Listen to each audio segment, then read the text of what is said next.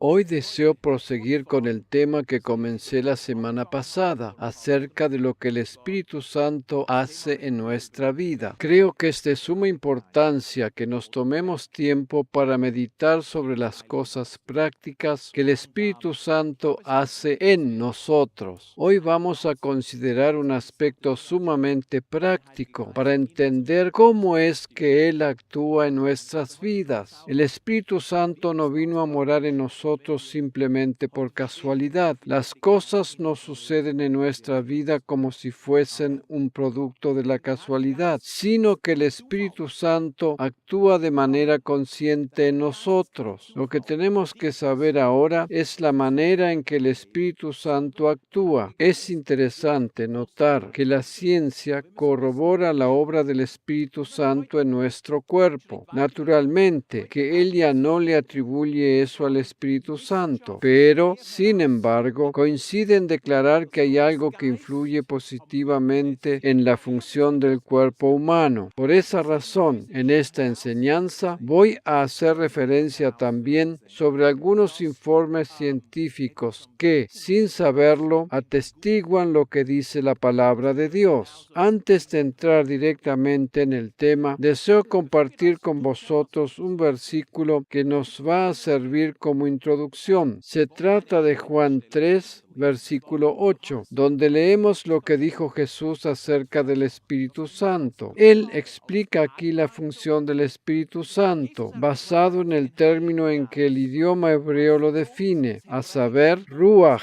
La palabra correlativa en el idioma griego es pneuma. Jesús define la obra y la función del Espíritu Santo a partir de estos dos términos. Él dice, el viento sopla de donde quiere. ¿No dice acaso la Biblia en 1 Corintios 12 que el Espíritu de Dios obra como Él quiere? El viento sopla de donde quiere y oye su sonido, mas ni sabes de dónde viene ni a dónde va. Así es todo aquel que es nacido del Espíritu. Por un lado, Jesús define aquí el nuevo nacimiento, pero también, por otra parte, se refiere al Espíritu Santo en forma personal. La Biblia dice que nosotros, los creyentes, hemos nacido del agua y del Espíritu. Por lo tanto, el Espíritu Santo juega un papel muy importante en el nuevo nacimiento. Debemos tener en cuenta que el término hebreo ruach significa aliento, aire o viento. Estos son los tres términos más corrientes para definir tanto la palabra hebrea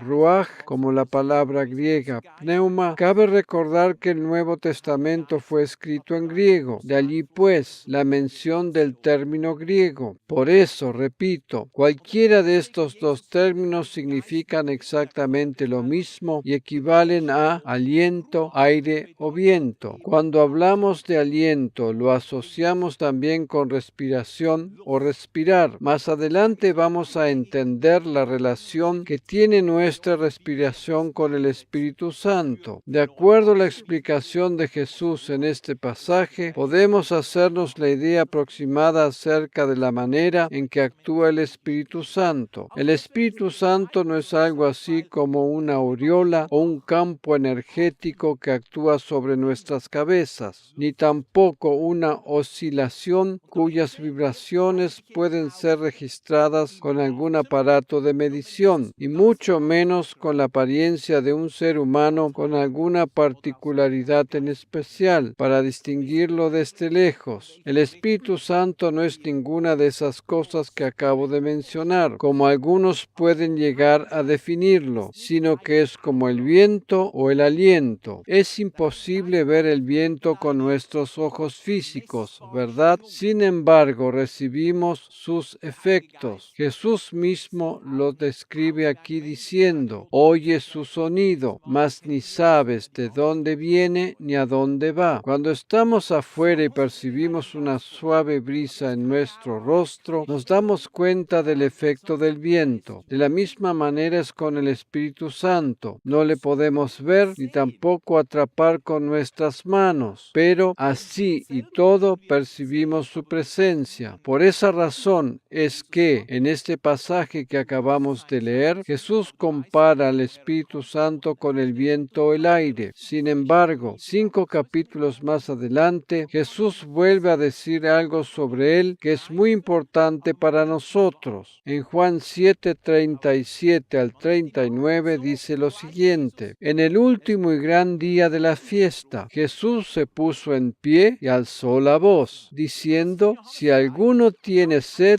venga a mí y beba. El que cree en mí, como dice la Escritura, de su interior correrán ríos de agua viva. Es oportuno aclarar que el término que se traduce aquí como interior se refiere en el original griego concretamente al vientre, abdomen o seno. De hecho, en muchas de las traducciones al español figura alguna de estas tres palabras. Habíamos visto que anteriormente Jesús había comparado al Espíritu Santo con el viento y ahora habla de él en relación al agua. Tanto el aire como el agua son dos elementos de suma importancia para la tierra. Jesús sigue diciendo en este pasaje: Esto dijo del Espíritu que habían de recibir los que creyesen en él, pues aún no había venido el Espíritu Santo, porque Jesús no había sido aún glorificado. Es más que claro y evidente que en este pasaje Jesús también se refiere al Espíritu Santo. La primera mención del Espíritu Santo en la Biblia es el comienzo mismo de ella, más precisamente en el libro de Génesis, cuando dice que el Espíritu de Dios se movía sobre la faz de las aguas. En esta frase están tácitamente mencionados el aire o también el viento. En el primer pasaje del Evangelio de Juan que consideramos al principio, Jesús comparó al Espíritu Santo con el viento, y en este segundo pasaje Jesús lo comparó con el agua. Jesús no solo compara el Espíritu Santo con el agua, sino que les dice a sus discípulos que esta agua habrá de brotar del interior mismo de sus cuerpos físicos. Como dije anteriormente, en varias de nuestras traducciones al español, así como también en las Biblias de estudio, aparecen los términos vientre, abdomen, seno o entrañas en relación a lo más profundo de nuestro ser. Dicho de otra manera, entonces Jesús dijo: El que cree en mí, como dice la Escritura, de su vientre o abdomen correrán ríos de agua viva. Si tienes una Biblia de estudio, puedes comprobar que lo que estoy diciendo es realmente así. Si observamos esta palabra, incluso en el original griego, comprobaríamos que se refiere concretamente al bajo vientre, o más específicamente a la matriz. Habiendo aclarado suficientemente lo que el término interior significa, puedes darte cuenta que Jesús no se refirió a la rodilla, por ejemplo. ¿En qué región de tu cuerpo ubicarías sino al Espíritu Santo? Seguramente que no lo ubicarías en los pies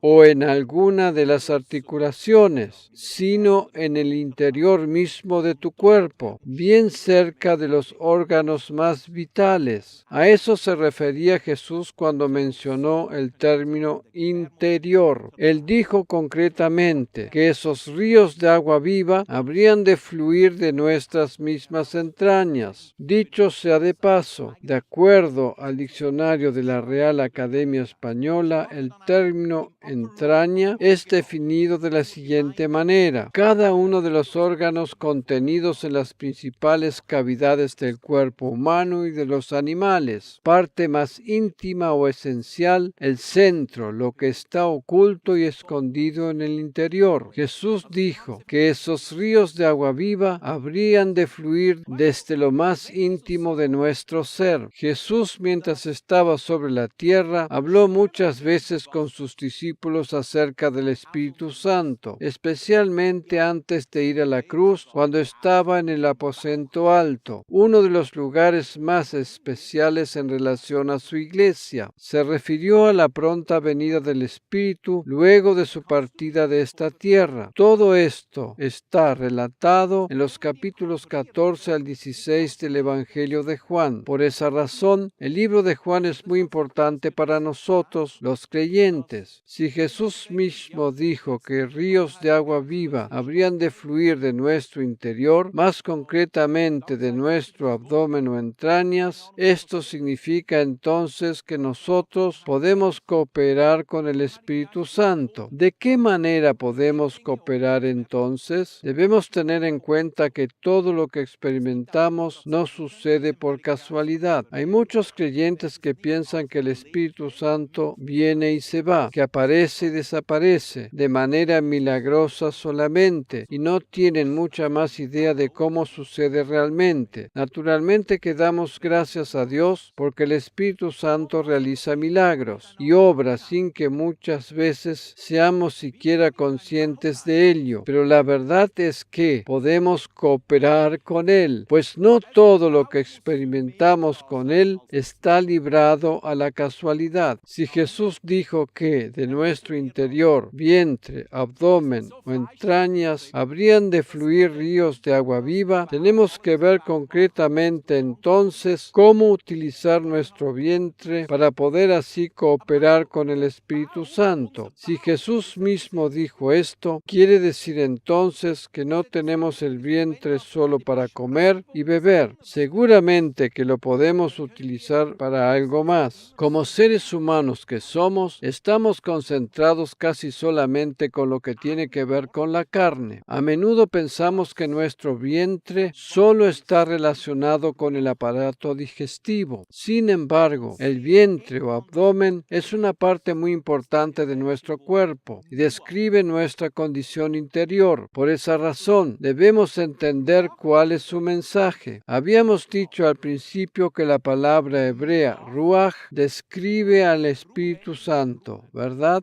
Otra palabra que está íntimamente relacionada con esta es nuach, la cual significa descanso o descansar. La raíz etimológica del nombre Noé, Génesis 6, significa precisamente descanso. En el versículo 8 de dicho capítulo leemos: Noé halló gracia ante los ojos del Señor. En otras palabras, podríamos decir que Noé, descanso, halló gracia ante los ojos de Dios. El descanso siempre halla gracia. Cuando nosotros entramos en el descanso, Dios actúa, pero cuando nosotros estamos ocupados por hacer y actuar, Dios descansa. Cuando pensamos que tenemos o debemos hacer tal y cual cosa para poder así solucionar todos los problemas que se nos presentan, entonces no estamos en el descanso. Sin embargo, cuando entramos en el descanso,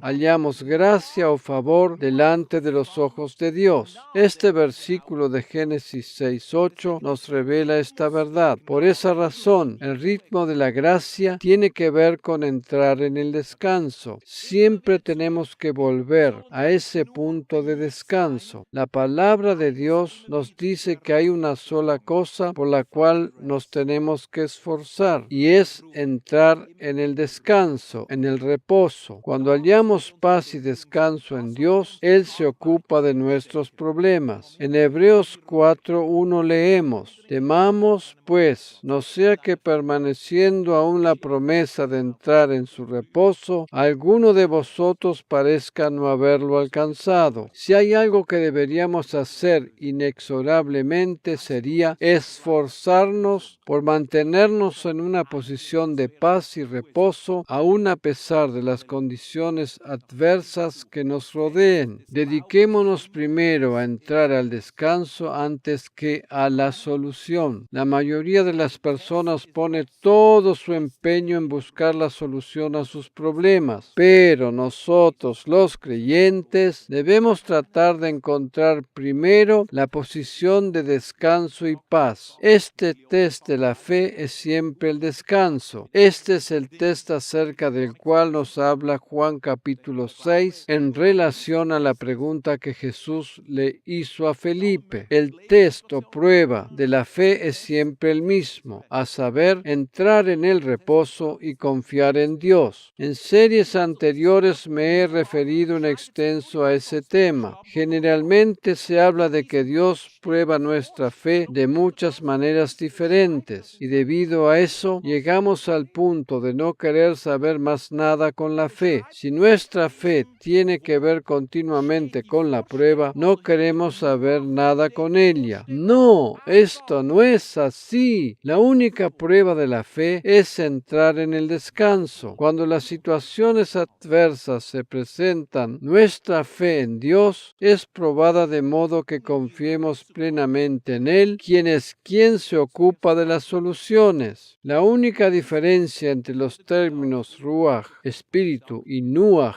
descanso, es la primera letra. En el original hebreo, estos dos términos tienen una estrecha relación entre sí. El pastor Joseph Prince, en uno de sus últimos libros, resume la relación de estas dos palabras de la siguiente manera: respirar profundamente, o tomar aire, o tomar viento. De acuerdo al diccionario de la Real Academia Española, tomar huelgo es una locución verbal que se refiere a alguien quien va corriendo y se detiene un poco para descansar, resollando libremente, absorbiendo y expeliendo el aire por sus órganos respiratorios, así como también descansar un rato de cualquier actividad o trabajo para volver a ellos. Para poder entrar en el descanso o reposo debemos primero resollar, inspirar y expirar el aire profundamente. ¿Has estado muy nervioso alguna vez? ¿Alguien o algo te ha hecho exasperar sobremanera? ¿Qué es lo que te puede ayudar en una situación así? Respirar profundamente y sobre todo una respiración diafragmática o abdominal. Cualquier buen médico o fisioterapeuta te puede recomendar este tipo de respiración como tranquilizante o relajante. La ciencia médica aconseja utilizar la respiración diafragmática como técnica tranquilizante. Este tipo de respiración profunda produce importantes beneficios positivos para el cuerpo. Para mencionar solo algunos de ellos, digamos que transporta gran cantidad de aire a los pulmones, promueve la oxigenación de la sangre, es muy relajante, actúa sobre el plexo solar, densa red nerviosa que rodea la arteria aorta, liberando la ansiedad y ese nudo en el estómago, estimula el movimiento del corazón y mejora la circulación, etc. ¿No es interesante saber que Dios, a través de estas palabras hebreas que vimos anteriormente, ya nos haya dado la indicación cómo debemos respirar correctamente para tranquilizarnos? Muchos de nosotros, cuando escuchamos algo así, tendemos a pensar de inmediato que esta técnica de relajamiento corporal procede del esoterismo o de la medicina asiática. Muchas veces intentamos entender la Biblia, la cual habla en un lenguaje oriental, con una mentalidad occidental. La Biblia no fue escrita en Europa.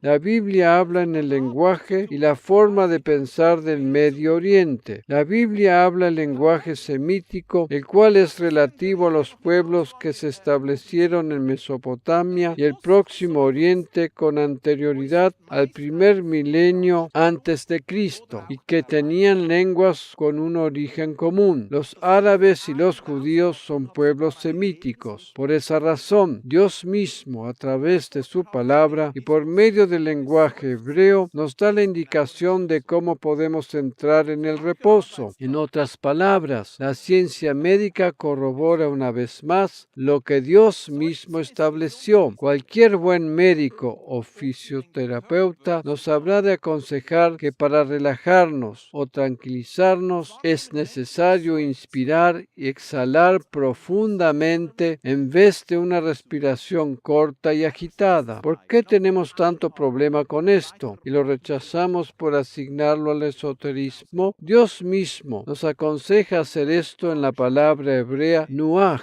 Esta palabra, como ya lo dijimos anteriormente, significa nada más ni nada menos que respirar profundamente, tomar aire, encontrar reposo, tranquilizarnos. El mismo pastor Joseph Prince hace mención en su último libro que cuando él descubrió esta verdad en el idioma hebreo, tuvo la revelación de que Dios se ocupa de nuestro cuerpo físico y por eso nos da las instrucciones correctas para cuidarlo. Por eso, hoy no deseo referirme solamente a la correcta técnica de respiración como medio para hallar reposo y descanso en momentos de ansiedad y nerviosismo, sino que deseo mencionar también que de vez en cuando se hace necesario también gemir o suspirar profundamente. Esto último es de vital importancia para nuestra vida física. ¿Sabías eso? A continuación deseo compartir con vosotros un informe científico bastante reciente acerca del suspiro. Luego de intensos estudios e investigaciones, la ciencia médica ha llegado a la conclusión que si una persona no suspirara, correría peligro de muerte. Es interesante tener en cuenta que la Biblia ya habló de este tema hace muchos miles de años atrás. El gemido o suspiro está íntimamente ligado a la respiración. Varios pasajes hacen mención de ello. El informe científico al cual me refiero dice lo siguiente: quien suspira conscientemente expresa un sentimiento tanto de tensión como también de alivio. Sin embargo, el inhalar y exhalar profundamente el aire tiene incluso una función vital. Recientemente, investigadores norteamericanos han llegado a descifrar más exactamente el mecanismo del suspiro, aunque lamentablemente ciertos días de trabajo dan verdaderos motivos para suspirar. El suspirar es saludable para el alma y mucho más vital aún para el cuerpo. Aunque las personas toman el suspiro como una respiración particularmente profunda, son en realidad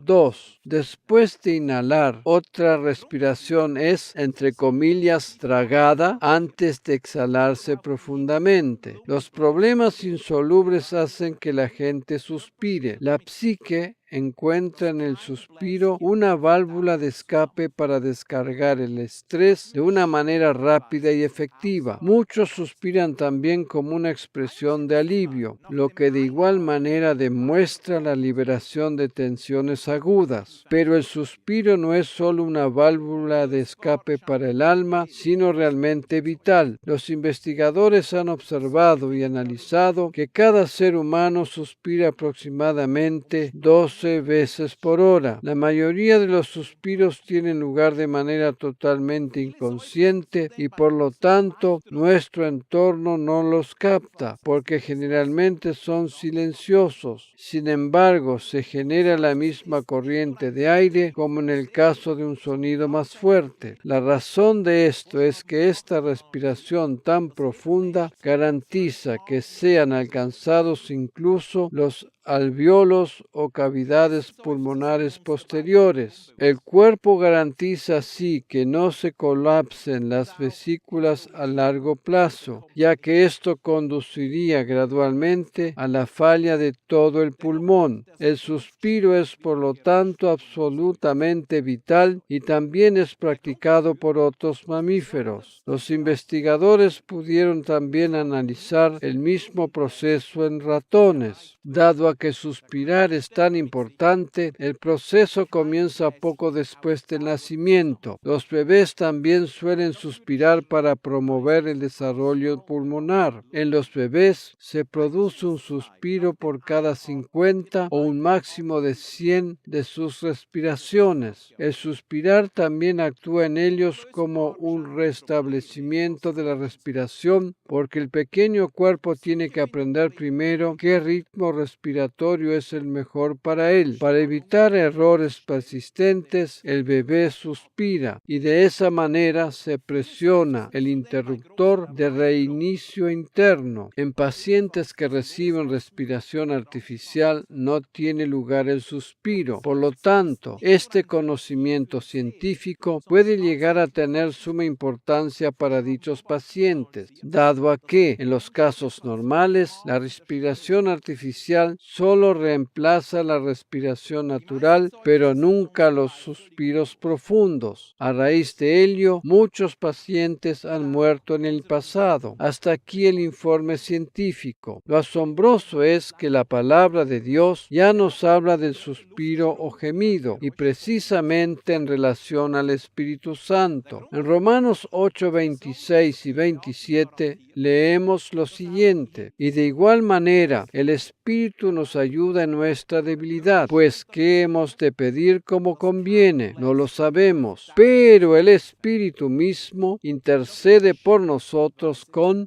gemidos indecibles. Mas el que escudriña los corazones sabe cuál es la intención del Espíritu, porque conforme a la voluntad de Dios intercede por los santos. El Espíritu Santo nos ayuda y gime con nosotros. La palabra dice que Dios libertó a su pueblo a causa de haber oído sus gemidos. Dios escuchó el suspiro o gemido del pueblo de Israel cuando estaba en la esclavitud y les libertó. En Hechos 7:34 leemos: ciertamente he visto la aflicción de mi pueblo que está en Egipto, y he oído su gemido. He descendido para librarlos. Ahora pues, ven, te enviaré a Egipto. Este versículo representa solo un resumen de la historia del pueblo de Israel cuando estaba cautivo en Egipto. El pueblo gemía y suspiraba a causa de la esclavitud, y Dios escuchó desde el cielo y descendió para librarlos. Cuando nosotros oramos en lenguas o en el Espíritu, estamos gimiendo, suspirando. Toda aquella persona que ora en lenguas ha hecho esta experiencia.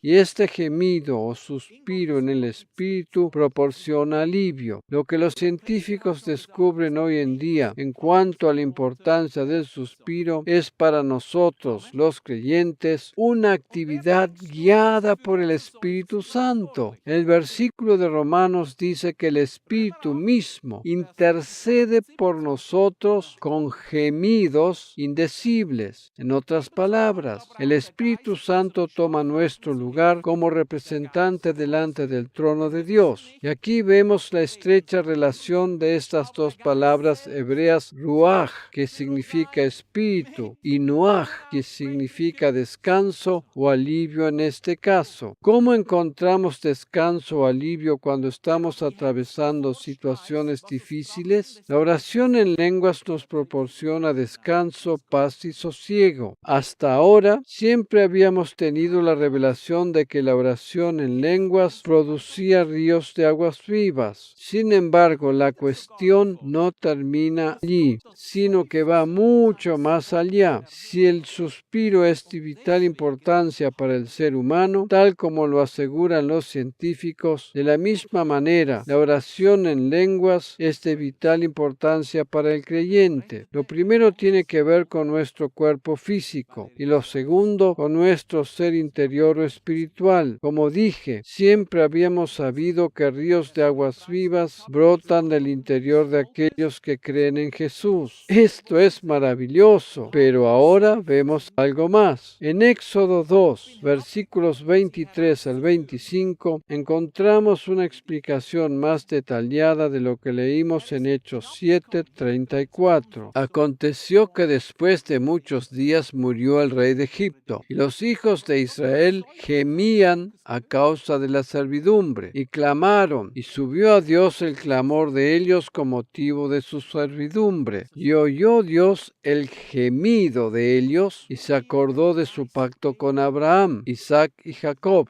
Y miró Dios a los hijos de Israel, y los reconoció Dios. Dios oyó el clamor, gemido, suspiro de su pueblo, y se acordó de su pacto. Cuando nosotros oramos en lenguas, y el Espíritu gime por nosotros, Dios se acuerda de su pacto de gracia que estableció con su Hijo Jesucristo. Tanto el orar en lenguas como el participar de la cena del Señor activan el pacto de la gracia. Dicho de otra manera, podemos activar el pacto de la gracia cooperando con el Espíritu Santo. Las cosas no suceden simplemente por casualidad. El Espíritu Santo está dispuesto a interceder por nosotros, pero necesita nuestra cooperación. Estos versículos del Antiguo Testamento que acabamos de leer señalan simbólicamente hacia el nuevo pacto de la gracia. Estos gemidos o suspiros del pueblo de Israel delante de Dios simbolizan los gemidos indecibles con que el Espíritu Santo intercede por nosotros. Cuando Dios oyó los gemidos de su pueblo, se acordó de su pacto con Abraham, Isaac y Jacob y descendió para librarlos. Los gemidos del pueblo de Israel le condujeron hacia la libertad. Cuando oramos en lenguas o gemimos juntamente con el Espíritu, Dios oye desde los cielos, se acuerda de su pacto de gracia y obra salvación, protección y sanidad. Por eso dije que el gemir o suspirar en la oración es una actividad espiritual que da origen o pone en acción la solución. ¿Cómo oramos cuando se nos acaban las palabras? Oramos en lenguas. Cuando no sabemos más cómo pedir, entonces oramos en lenguas. Vamos a considerar nuevamente las palabras de Romanos 8:26. Y de igual manera el Espíritu nos ayuda en nuestra debilidad. ¿Sabías que el término debilidad que aparece aquí se utiliza principalmente en el Nuevo Testamento para referirse a la enfermedad? La palabra griega que se traduce aquí como debilidad es usada generalmente para referirse mayormente a achaque, flaqueza o enfermedad. Eso quiere decir que podemos leer también así: y de igual manera el Espíritu nos ayuda en nuestra flaqueza o enfermedad. En este párrafo hay una palabra también muy interesante. Es la palabra ayuda. Esto significa que el Espíritu Santo trabaja junto con nosotros contra la enfermedad o debilidad que nos ataca. El término griego que se traduce aquí como ayuda es una palabra muy larga, tal vez una de las más largas en el idioma griego. Sunantilabonomai.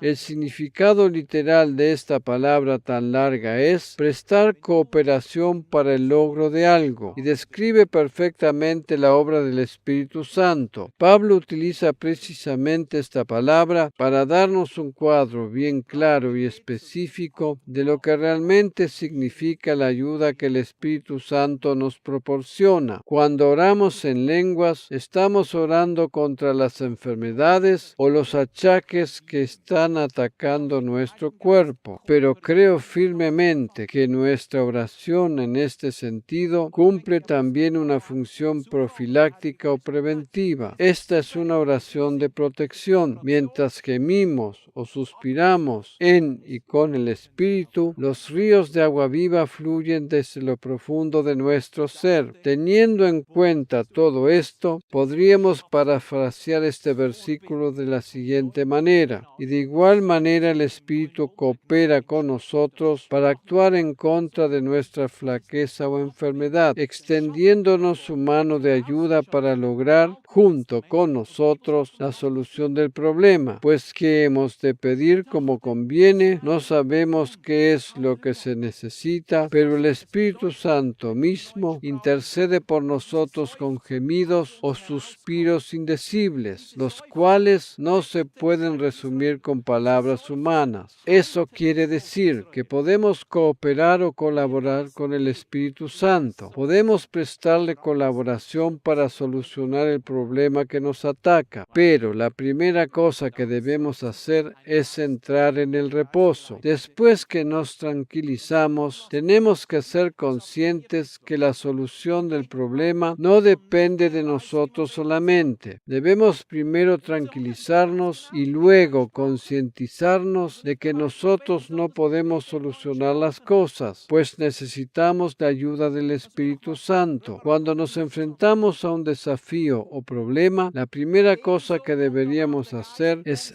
respirar profundamente para relajarnos y tranquilizarnos, para luego comenzar a orar en lenguas. Esta es la oración perfecta cuando no sabemos cómo orar o pedir. La oración en lenguas no puede ser influenciada por nuestro intelecto. La oración en lenguas es completamente independiente de nuestra mentalidad. Cuando oramos en lenguas apartamos nuestra mirada de las circunstancias que nos rodean. Por lo tanto, estas no ejercen influencia sobre nosotros. Cuando oramos en lenguas no expresamos nuestros propios deseos. A menudo nuestro intelecto se concentra en pedir de acuerdo a los propios deseos. Sin embargo, la oración en lenguas nos ayuda a poner de lado todos nuestros deseos egoístas y le da lugar al Espíritu Santo para que Él pueda encargarse de las cosas. Cuando decimos que el Espíritu Santo nos ayuda en nuestra debilidad, no nos estamos refiriendo solamente a las enfermedades físicas, sino también a cualquier otra debilidad o flaqueza en otro ámbito de nuestras vidas. En este caso, la oración en lenguas también es una buena ayuda. ¿Cómo vencemos las debilidades en nuestra vida? Por medio de la oración en lenguas, teniendo en cuenta que estos gemidos o suspiros que el Espíritu Santo expresa intercediendo por nosotros cuando oramos en lenguas, se cumple aquello que dijo Jesús: habrán de fluir ríos de agua viva desde lo profundo de nuestro ser. ¿Cuándo sucede esto? Podemos estar más que seguros que estamos soltando las cosas negativas que intentan arraigarse en nuestro interior. De esta manera, estamos desprendiéndonos de las sustancias tóxicas que atacan nuestro cuerpo. ¿Dónde tienden a depositarse más frecuentemente las sustancias tóxicas que atacan nuestro cuerpo? Mayormente en nuestro abdomen. Cuando oramos en lenguas, eliminamos todas esas sustancias tóxicas. Recordemos que el pueblo de Israel fue liberado de la esclavitud egipcia a causa de sus gemidos. El Señor desea liberarnos de cualquier forma de esclavitud si elevamos nuestros gemidos a Él. Mientras oramos, nos desprendemos de aquellas cosas malas que intentan echar raíces en lo profundo de nuestro ser y que producen luego enfermedad. Esta sería la manera correcta de hablar acerca del problema. Naturalmente que de vez en cuando se hace necesario hablar con otras personas sobre determinados asuntos o problemas. Sin embargo, aunque esto tiene su lugar, deberíamos pasar mucho más tiempo hablando con el Señor acerca de estas cosas, pues de esa manera eliminaríamos todas las sustancias tóxicas de una manera mucho más segura y rápida. Cuando hablamos con el Señor orando en lenguas, el que se expresa es nuestro espíritu y no es nuestro intelecto. No solo podemos orar en lenguas, sino también hablar y cantar en lenguas. Expresemos delante del Señor lo que hay en nuestro interior y eliminemos así las presiones que nos asedian. No tenemos por qué pensar que las técnicas de una correcta respiración o de relajación provienen del esoterismo. Además, un hijo de Dios no debe tener temor de contaminarse con las cosas de este mundo, sino que por el contrario, todo lo que él toque quedará purificado. Lo que la ciencia humana acaba de descubrir ya estaba escondido en la palabra de Dios desde hacía mucho tiempo. Dios mismo mismo, a través del hebreo, el cual es el idioma divino y un lenguaje viviente y poderoso, ha colocado toda su sabiduría en su palabra y ella nos proporciona valiosas instrucciones también para nuestro bienestar físico. Por medio de estudios realizados, la ciencia médica ha comprobado también que aquellas personas que hablan en lenguas activan una determinada zona del cerebro. La ciencia médica, por medio del escaneo cerebral, ha llegado a comprobar la actividad de ciertas zonas cerebrales que hasta hace poco ni siquiera se sabía que existían. Cuando practicamos la técnica de respiración abdominal, nuestro cuerpo reprime la producción exagerada de cortisol. El cortisol es una hormona que actúa como neurotransmisor en nuestro cerebro. Esta hormona es considerada por la comunidad científica como la hormona del estrés y nuestro cuerpo la produce ante situaciones de tensión para ayudarnos a enfrentarlas. Pero cuando el estrés se acumula en nuestro cuerpo, este produce una cantidad desmedida de cortisol y eso llega a ser dañino para nuestro organismo. Este daño se traduce en agotamiento crónico, astenia, depresión,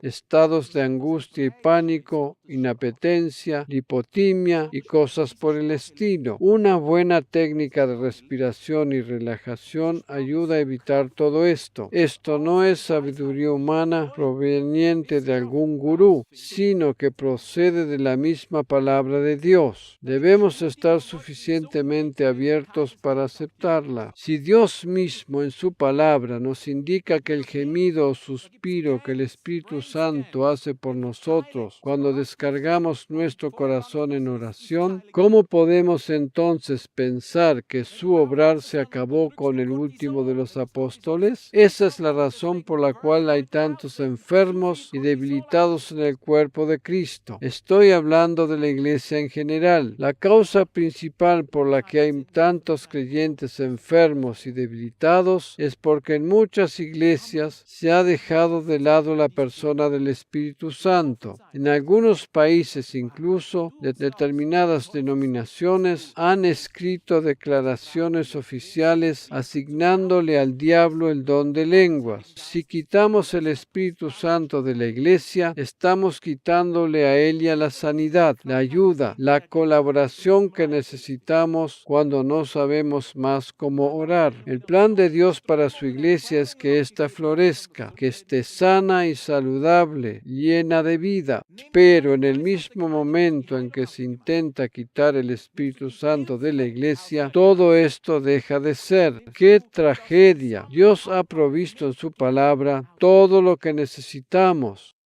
Y el Espíritu Santo es quien lo lleva a cabo. Vamos a meditar nuevamente en el pasaje de Romanos 8, y especialmente en el versículo 27, el cual en la Nueva Traducción de Ginebra, en alemán, dice así: Dios, quien escudriña todo lo que está en el corazón del ser humano, sabe qué es lo que el Espíritu quiere decir con sus gemidos, porque el Espíritu intercede por aquellos que pertenecen a Dios, esto es, los creyentes en Cristo, conforme a la voluntad de Dios o a lo que Dios sabe que es bueno para ellos. Hay una manera correcta de orar, y esta es la oración en lenguas. Naturalmente que también oramos con nuestro entendimiento, pero además de eso debemos practicar mucho más la oración en lenguas. Me agrada mucho esta traducción que acabamos de considerar, porque es muy exacta y explícita. Allí dice que el Espíritu Santo nos representa delante de Dios intercediendo por nosotros, y Él sabe cuál es la manera correcta de hacerlo porque conoce la voluntad de Dios. Teniendo en cuenta esto, podríamos decir que hay una manera correcta de orar, pero también que hay una manera errónea de hacerlo. Tú me puedes decir, bueno, orar es orar. No, sigo insistiendo, hay una manera incorrecta de orar. Si oramos estamos pidiéndole a Dios que nos sane si es su voluntad, sería una oración equivocada. ¿Por qué? Porque la Biblia dice que su voluntad es que estemos sanos. Por eso, en este caso, es erróneo decir si es tu voluntad. Esa frase la podríamos aplicar en otras situaciones, pero no en el caso de la sanidad. Cuando conocemos cuál es la voluntad de Dios para nosotros, no tenemos por qué orar diciendo si es tu voluntad. Este versículo nos dice claramente que el Espíritu Santo intercede por nosotros de la manera correcta, pues lo hace de acuerdo a la voluntad de Dios. Eso significa que hay una manera incorrecta de orar, y esto tiene que ver con todas las oraciones religiosas cargadas de palabrerías huecas y legalismo. Meditemos conscientemente las palabras de este versículo, pues contienen una riqueza maravillosa y provienen del Espíritu Santo. Todos los pasajes que hemos considerado en esta enseñanza, a saber, Juan 3, Juan 7 y Romanos 8, hacen alusión al Espíritu Santo. Por eso, como vimos al principio, asociamos al Espíritu Santo con el viento o aliento y también con el descanso, con el reposo. En el Salmo 150, versículo 6, leemos: todo lo que respira, todo lo que tiene aliento, alabe al Señor. O sea, que nosotros podemos alabar al Señor mientras respiramos, mientras tomamos aliento, e incluso mientras gemimos o suspiramos, mientras tomamos aliento y alabamos a Dios. Estamos soltando todas las presiones que intentan acumularse en nuestro interior. Podemos alabar a Dios de diferentes maneras, y la mejor de todas ellas es la oración en lenguas. Estas obras del Espíritu Santo no suceden porque sí nomás, como si fueran un producto de la casualidad, sino porque nosotros cooperamos con Él. Amén.